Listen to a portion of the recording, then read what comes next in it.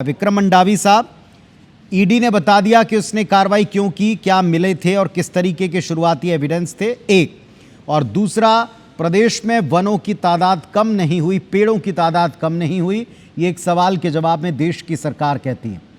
कांग्रेस के जो दोनों प्रमुख आरोप हैं एक ही दिन में इन उत्तरों से खारिज होते हैं, और जिसके लिए आप लोग आर्थिक नाकेबंदी करने वाले हैं वो कांग्रेस के सदस्य तक नहीं हैं। जो पूर्व आबकारी मंत्री थे उनके लिए आपने नहीं किया, ये बीजेपी का आरोप है। सब पर अपना ओपनिंग स्टेटमेंट रखें। देखिए पुनीत जी, जिस तरीके से वर्तमान समय में छत्तीसगढ़ में जो कांग्रेस नेताओं के ऊपर जो कार्रवाई हो रही है, और ये केंद्रीय एजेंसियां ईडी से तमाम जो एजेंसियों के ये किसके इशारे पे किया जा रहा है, जिसके द्वारा किया जा रहा है, ये पूरी छत्तीसगढ़ की जनता जानती है या आप सब जानते हैं, इसमें बताने की जरूरत नहीं है।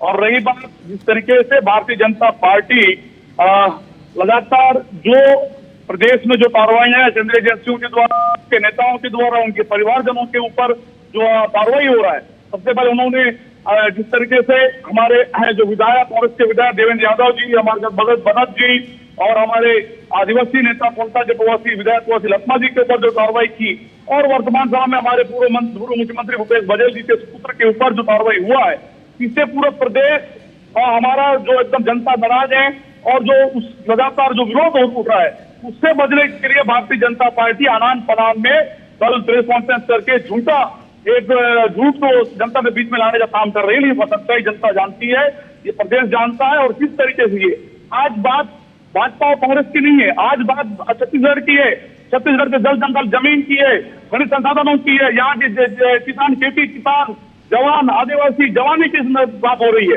आज उसको लूटने का काम कौन कर रहा है? आज जब जब छत्तीसगढ़ के अंदर में अडानी के बारे में बात होता है तब तक भारतीय जनता पार्टी को तकलीफ होता है।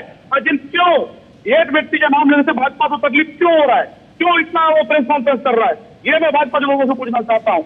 आज फिर से एक बार अडानी के सम्मान के मामले में भूपेश बघेल जी वहां पर जाते हैं, दीपक बेद जी जाते हैं, कांग्रेस के विधायक वहां जमनार जाते हैं, वहां अडानी का विरोध होता है, जनता विरोध कर रहा है, और इसी मामले को लेकर विधानसभा में प्रश्न उठने वाला था।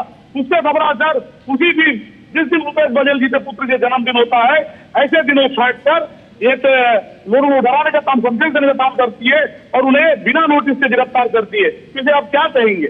बात चेतन बघेल की नहीं है, बात यहाँ कांग्रेस के कार्यकर्ताओं की नहीं है, बात कांग्रेस के नेताओं की नहीं है।